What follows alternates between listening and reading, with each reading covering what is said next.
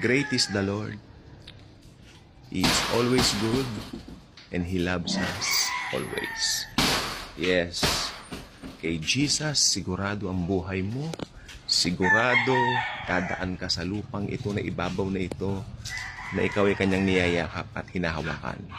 Ito ay kung makikilala mo siya, okay? At ikaw ay magpapasakop sa kanya. Hahayaan mo siya ang kalooban niyang masunod sa iyong buhay. At alam mo, bawat araw, sa bawat landas na tinatahak natin, si Kristo Jesus ang siyang sandigan at naglilid sa atin. Palakpakan naman natin si Lord, okay? So sa umaga pong ito, nais ko pong ibigay sa inyo ang isang napakagandang talata na matatagpuan natin sa aklat ng Salmo. Salmo means awit, no? Sa mga hindi nakababagin, ito po ay aklat ng awit na kung saan ito po ay sinulat ni David, no? Na tawag dito, ito po ay hari ng Israel na ninuno ng Panginoong Jesucristo sa laman. Siya ay nagkarawang tao. Ito ang kanyang ninuno. So, ito po ay ating pagbubulay-bulayan po ngayon. Dahil naniniwala po ako na pag hindi mo alam ito, talagang ang paniniwala mo at pananampalataya mo ay may possibility na ilagak mo lang kung kani-kanino. Okay? At hindi mo ilalagak doon sa tunay na dapat paglagakan. Yan ay walang iba kundi ang Panginoong Jesucristo. Okay? Siya lang at wala ng iba pa. Okay? So sa tayo, bilang mga believers, nandito po tayo para tulungan natin yung mga ibang tao na hindi alam, no, ang mga katotohanan na ito. At i-remind din yung mga kapwa believers natin na nakakalimot kung sino sila kay Kristo. Posible bang makalimutan mo kung sino ka? Yes. Very possible. I mean, nararanasan ko rin minsan na parang pag-overwhelm ka sa isang bagay, parang merong mga ganong mga senaryo at instances sa buhay natin. Kaya nandito po tayo, alam natin kung kanino dapat ilagak ang pananampalataya natin. Kunin ang mga Biblia ninyo at sabayan niyo akong basahin ng Psalms 146 verses 3 to 4. Psalms 146, no? Yun nga po sinabi ko na verses 3 to 4. Napakaganda po nito kung atin pong bubulay-bulayin. So ito po siya. Sabi po ng Bible ay ganito. Don't look to men for help. Their greatest leaders fail. Tama. For every man must die. His breathing stops. Life ends. And in a moment, all he planned for himself is ended. Ito naman po maganda. Okay? Ibig sabihin, huwag ka magtiwala sa tao. Diba? Dahil lahat ng kanyang pangarap, pag namatay siya, mawawala din. Sabi niya rito, but happy is the man who has the God of Jacob as his helper, whose hope is in the Lord his God, the God who made both earth and heaven, the seas and everything in them.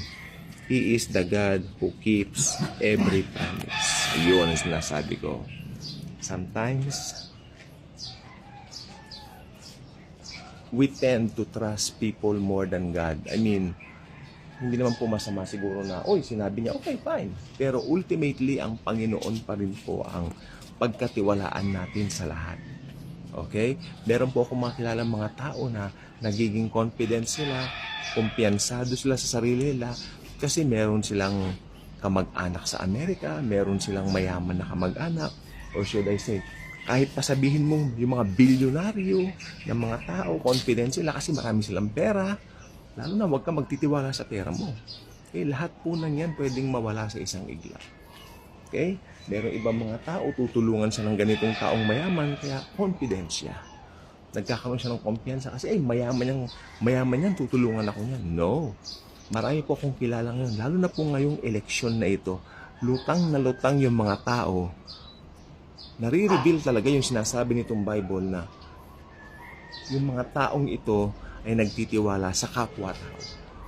Okay? Sa mga politiko na nangangako, masaya sila kasi tutulungan daw sila noon.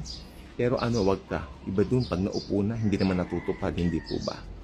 No naming names po, pero alam nyo, sa nagal-tagal na rin ng panahon, no, na obserbasyon ko, karamihan po ganyan.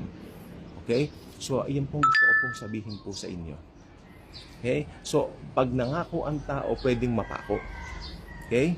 Maraming mga tao, bilyonaryo, mayayaman, pero pag nilapitan mo, di ba? Diba? Mainitin ang ulo, masama ugali, di ba? Ganon. Tapos, nung minsan mabait, nangako sa kanya, pero nung dumating na yung time na tutuparin din pangako, minsan bubulyawan ka pa, may kasamang pang mamaliit. Di ba? Kasi karamihan dito, karamihan ng mga may pera, mayaman, let's face the truth, karamihan po ng mga ganyan, matataas din ang ego at tingin sa sarili. Pero ang Diyos, pag siyang pinagkatiwalaan mo, tutulungan ka niya at mamahalin ka pa niya. Okay? That's why we really need to know kung sino yung dapat mong paglagakan ng iyong pananampalataya. Enough na, tama na, doon sa mga maling kaisipan. High time for us to know kung sino yung dapat pagkatiwalaan. Yan ay walang iba kundi si Jesus Christ, the Lord Jesus, na namatay at nag-alay ng buhay para sa atin. Okay? Do not trust in men. Gagamit ang Panginoon ng tao, pero yung takdang panahon na pagtulong sa iyo noon ay sa Diyos pa rin ang galing. Pinakamasarap. Ang tawag doon sa mga taong tutulong sa iyo kapag padala ng Diyos, yung mga taong yun ay angels. Mistulang mga angels. Galing sa kalooban ng Diyos. Alam nyo, marami ako nakikita mga tao. Babalik po ako sa sinasabi ko kanina. Dahil mayaman yung kamag-anak niya, dahil marami silang pera, kumpiyansa siya, parang meron siyang confidence dahil doon. Yung iba parang nangmamaliit pa ng tao kasi marami silang pera. Alam niyo po ba, yan po ay isang napakapangit na katangian. Yan po ay hindi maganda. Dahil lahat ng meron ka, pwedeng mawala sa iyo ng isang iglap. Nandiyan ang mga dilubyo, nandiyan ang mga lindol. Paano kung dumating yung the big one? Nagmamayabang ka, hindi mo nakilala ang Panginoong Hesus. Di ba? At umaasa ka sa kapwa-tao mo. Tandaan po ninyo ito lang pong gustong sabihin ng Biblia. Kung inaasahan mo ay iyong kapwa-tao, sabi ng Bible dito, darating ang panahon, ayan o, sabi niya rito, for every man must die. Ayan o, okay, and his breathing stops, life ends, and in a moment, all he planned for himself is ended. Kahit gaano pa kayaman niya, mga bilyonaryo niyan, yung mga mayaman niyan, pag dumating yung appointed time, amen? Pag dumating yung appointed time ng kamatayan, lahat ng plano nila mawawala. Ibig sabihin ng ultimate na pagpaplano ay sa Diyos pa rin. Kaya nga gagawin lang natin, itiwala natin sa Diyos ang lahat. Let's trust Jesus in everything. Nakakalimutan natin na makapangyarihan si Jesus. At tayo ay kanyang mga anak. Pag ikaw ay believer, you have to make sure na si Jesus lang ang pinagkakatiwalaan mo. Okay? I-check mo ang puso, i-check mo ang isipan mo, ang puso mo. Kay Jesus lang ba nakaangkla yung aking paniniwala? Kay Jesus lang ba nakalagay ang aking pananampalataya? O baka naman masyado na akong tumitingin sa tao. Masyado na akong namamangha sa tao kaysa namamangha sa Diyos. Yun po ang masama. Yun ang hindi po maganda. Ibang klase na po yan. Idolatria na po yan. At yan ay hindi tama. Okay? So, umagang to gusto ko lang po sabihin sa inyo, our help is from the Lord. He is our help, our great refuge. Okay? So, huwag natin kalilimutan.